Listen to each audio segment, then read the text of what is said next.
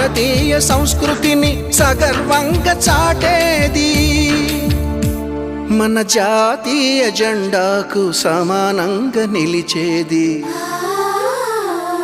చీరలోని గొప్పతనం తెలుసుకో,